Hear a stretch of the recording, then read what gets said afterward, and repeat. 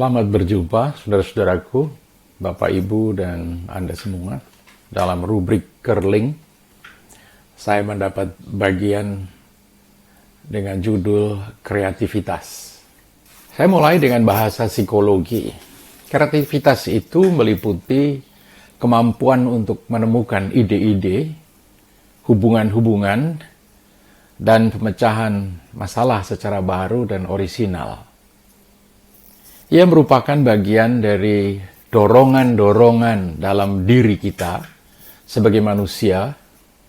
Ia memupuk ketangguhan, memicu kegembiraan, dan memberikan kesempatan untuk aktualisasi diri.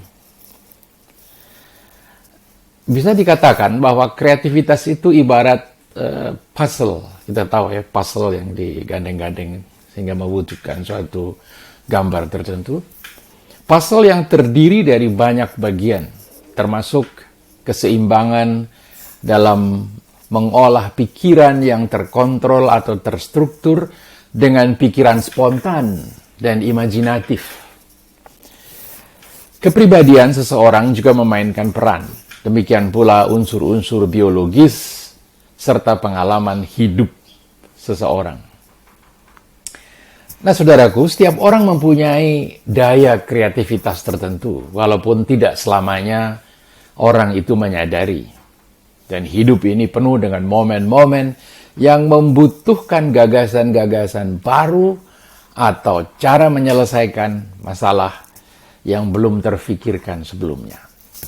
Sebuah pilihan yang tidak Anda pikir dua kali, misalnya bagaimana mengusir tikus secara efektif dari rumah, atau rute mana yang Anda pilih untuk menuju ke kantor, sesuatu yang muncul dengan tiba-tiba dan menjadi hal yang dilihat oleh orang lain sebagai keputusan yang sangat orisinal. Nah, mengapa beberapa orang lebih kreatif dari orang lain? Orang-orang kreatif memiliki kompleksitas.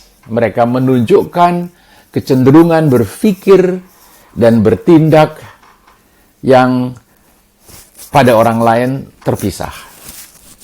Mereka mampu menyeimbangkan energi yang intens dengan kemampuan untuk beristirahat dengan baik, rasa bermain atau playfulness, tetapi juga ada disiplin di dalamnya, serta fantasi dengan kenyataan, serta passion terhadap pekerjaan yang mereka lakukan dengan objektif. Nah, ini kombinasi-kombinasi yang ada dalam unsur yang kita sebut kreativitas itu. Dan ternyata kreativitas juga terkait dengan kepribadian seseorang.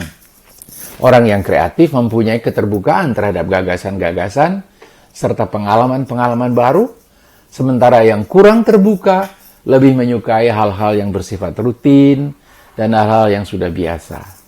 Orang-orang kreatif ini mempunyai keterbukaan yang tinggi terhadap hal-hal baru, apakah bertemu dengan orang baru, memproses emosi-emosi yang dialami secara berbeda, atau traveling ke tempat-tempat yang eksotik misalnya. Dan akumulasi dari pengalaman-pengalaman serta perspektif-perspektif ini membantu otak kita membentuk koneksi-koneksi yang baru yang kreatif. Dan karakter lain yang terkait dengan kreativitas ialah keingintahuan, berpikir dan bersikap positif, energik, tekun, serta memilih motivasi yang mendasar. Nah, saudara-saudaraku, sebagai orang percaya, kita memahami bahwa kreativitas berasal dari Allah Sang Pencipta. Pencipta atau disebut juga sebagai kreator.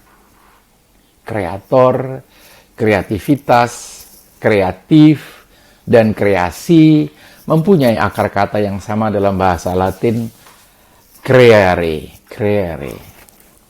Baik kita seorang pelukis, atau seorang penjahit, atau desainer, musisi, atau apapun, kita mempunyai taraf kreativitas tertentu sebab kita diciptakan dalam gambar dan rupa Allah, Sang Kreator. Talenta dan kecakapan kita masing-masing tentu unik bagi kita, dan itu mencerminkan Allah, Sang Kreator yang luar biasa. Kesaksian pemazmur misalnya mengatakan, betapa banyak karyamu Tuhan, semuanya kau jadikan dengan bijaksana. Bumi penuh dengan ciptaanmu. Mazmur 104 ayat 24, terjemahan bahasa Indonesia masa kini. Atau melalui surat Paulus kepada jemaat di Roma dikatakan, semenjak Allah menciptakan dunia, sifat-sifat Allah yang tidak kelihatan, yaitu keadaannya sebagai Allah dan kuasanya yang abadi, sudah dapat difahami oleh manusia melalui semua yang telah diciptakan. Roma 1 ayat 20. Juga pada waktu para pengrajin membuat kemah Tuhan dalam kisah Keluaran, misalnya Keluaran 35 ayat 31 hingga 33, dikatakan di situ tentang Bezaleel, bahwa Allah memberi dia pengertian, kecakapan, dan kemampuan dalam segala macam karya seni untuk membuat rancangan-rancangan yang memerlukan keahlian serta mengerjakannya dari emas, perak, perunggu, untuk mengasah batu permata yang akan ditata, untuk mengukir kayu, untuk segala macam karya seni lainnya. Nah, saudara-saudara sekalian, baik dari segi psikologis maupun dari segi iman kepercayaan kita, kita tentu bisa melihat bahwa setiap orang pada dasarnya memiliki potensi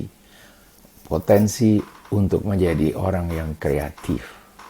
Marilah kita rawat dan kita kembangkan karunia Allah yang diberikan dan disertakan dalam diri manusia yang telah diciptakannya dengan membawa rupa dan gambar Allah, Sang Kreator yang paling kreatif.